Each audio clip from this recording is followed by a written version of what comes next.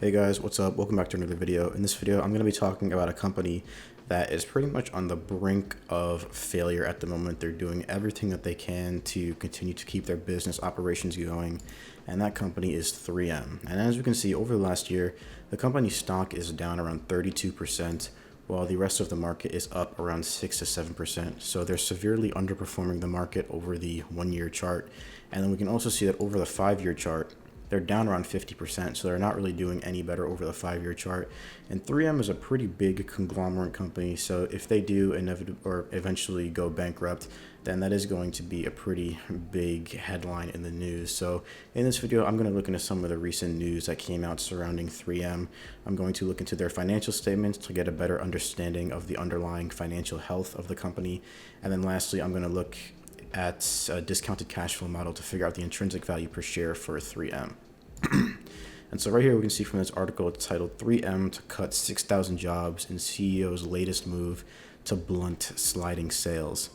And we can see right here, they point out that there are several key areas of their business that are slumping in demand. The reductions for their workforce are part of a wider restructuring for the conglomerate and are expected to trim annual costs by as much as $900 million, which is something they stated in their first quarter earnings announcement. And the company announced that they're going to cut approximately 8,500 jobs this year, which would equate to around almost 10% of their entire global workforce. So that's a pretty big cut in labor. And they're saying, at least as CEO is saying, that this is going to improve their margins and their cash flow, hopefully. And then also, as we can see from these paragraphs, they point out that 3M is known for making Post-it notes, respirators, smartphone display materials, other electronics and consumer goods, but a lot of their products are suffering from weak demand at the moment. On top of that, they point out that the operational struggles have added to investors' fears over what could be billions of dollars in potential liabilities stemming from allegedly faulty earplugs supplied to American combat troops and contamination from so-called forever chemicals, which 3M plans to stop producing by the end of 2025. So not only having trouble financially as a result of the fact that their product demand is slumping, but they also have potential lawsuits and liabilities that they're going to be facing in the future due to faulty product manufacturing. So really not very good news facing 3M in the present or in the near-term future, and they're looking to fight that by cutting a lot of their workforce. And so we can see right here in their first quarter report for 2023, they're comparing the results for the first quarter of 2023 to the first quarter of 2022. Year over year, their revenues have declined from $8.8 billion to $8 billion. So that's a decline of about 9% year over year. And then for their net income bottom line here, we can see that that declined from $1.2 billion to $976 million. So not only did their revenue decrease, but their earnings decreased as well. And if we go to page 5 here, we can see their balance sheet comparing December 31st to March 31st. During that time period, total assets increased slightly from $46.4 billion to $46.8 billion. Most of their business is financed by liabilities, with $31 billion in liabilities and only $15 billion in total equity. And then that being said, their retained earnings did increase very slightly from $47.95 to $47.966 billion. And lastly, right here in their cash flow statement, we can see they're comparing the first quarter results for 2022 and 2023. Operating cash flow increased from $1 billion to $1.2 billion from quarter to quarter, year over year. And then we can also see that they paid out dividends to shareholders amounting to around $827 million, and they purchased around $29 million of treasury stock. So even though their business isn't really doing that well right now, cash flows increased slightly, and they use that to return value back to shareholders through dividends. So even though their stock is slumping, at least their shareholders got some return back in the way of dividends.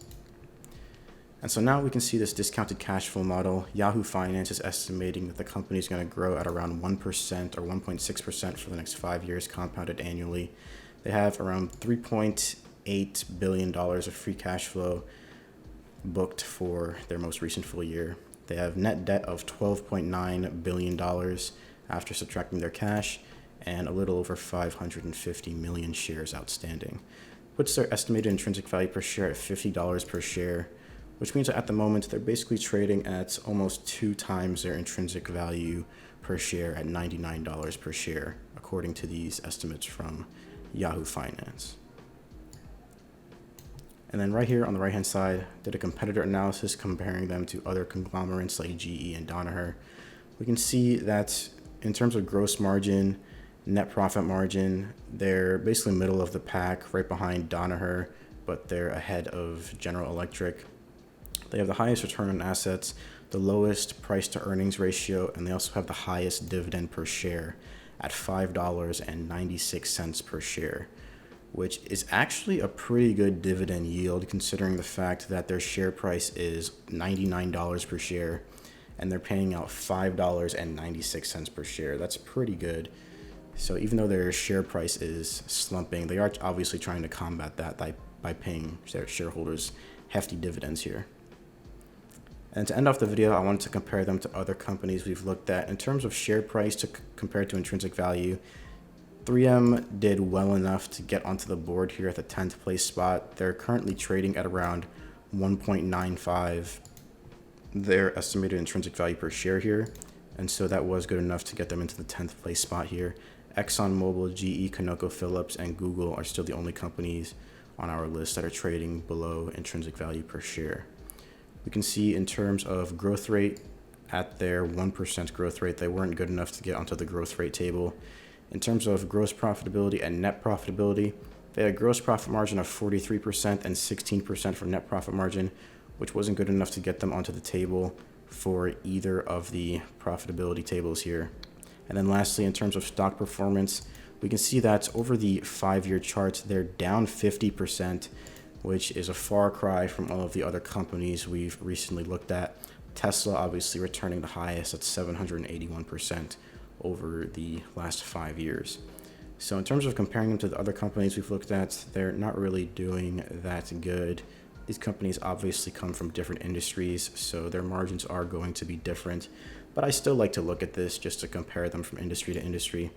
In terms of comparing them to other companies that are similar to them, conglomerates like General Electric here, they are doing okay. They're still competitive, but they're not dominating the pack, as we can see. And then right here from this discounted cash flow model, we figured out that according to some estimates from Yahoo Finance, they are currently not trading below intrinsic value per share. So let me know in the comment section down below what you guys think of 3M. Is this company going down the drain? Are they going to be able to make a comeback? Let me know your thoughts in the comment section down below. Leave a like on this video, subscribe to the channel, and I'll see everyone in the next one.